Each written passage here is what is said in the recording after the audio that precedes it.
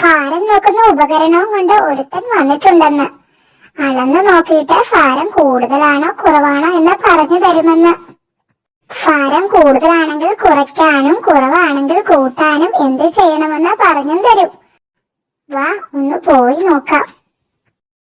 ഭാരം നോക്കുമെന്ന് കേട്ടു. അതെ നോക്കും. നോക്കണോ? വരൂ നോക്കാം. ഉപകരണം കാണിക്കാം. എടാ ഇവിടെ വാ. ഇതാണ് ഭാരം നോക്കുന്ന ഉപകരണം. എന്റെ ശിങ്കിടിയാ. ചേട്ടൻ ഇവന്റെ മുതുകത്ത് കയറി നിൽക്ക. അപ്പോൾ ഞാൻ ഭാരം അളന്ന് പറയാം. ഹൗ ഹൗ.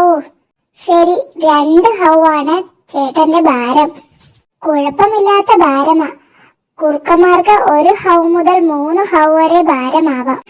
ഹൗ ഹൗ ഹൗ ഹൗ ഹൗ. കുഴപ്പമില്ല, 6 ഹൗ ഭാരമേ ഉള്ളൂ. കടുവകൾക്ക് 8 കൂടുതലായാലാ പ്രശ്നം.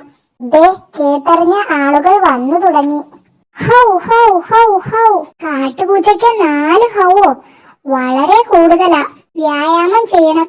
എന്നും 9 തവണ ചാടണം. ഹൗ. ഇതൊരു 1/2 ഹൗവേ കണക്കാക്കാൻ പറ്റൂ. താൻ 4 നേരം ഭക്ഷണം കഴിച്ചിട്ട് തടി കൂട്ടണം. ഭാരം നോക്കിയവരൊക്കെ സന്തോഷത്തോടെ എന്തെങ്കിലും എനിക്ക് തന്നിട്ട് പോണം. എനിക്ക് ഭാരം കൂട്ടാനാ. ഹിഹി. ഹൗ ഹൗ. വലിയ ഹൗ 2 എണ്ണമോ? 12 ചെറിയ ഹൗവിന് തുല്യമാ. വ്യായാമം വേണം. തനിക്ക് ഭാരമില്ല, പൊക്കോ.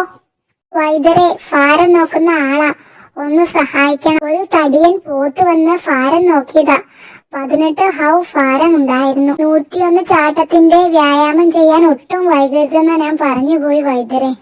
ആ മണ്ടൻ ഒട്ടും വൈകിയില്ല. ഇവന്റെ മുതുകത്ത് നിന്ന് ഇറങ്ങുന്നതിന് മുമ്പേ വ്യായാമം തുടങ്ങി.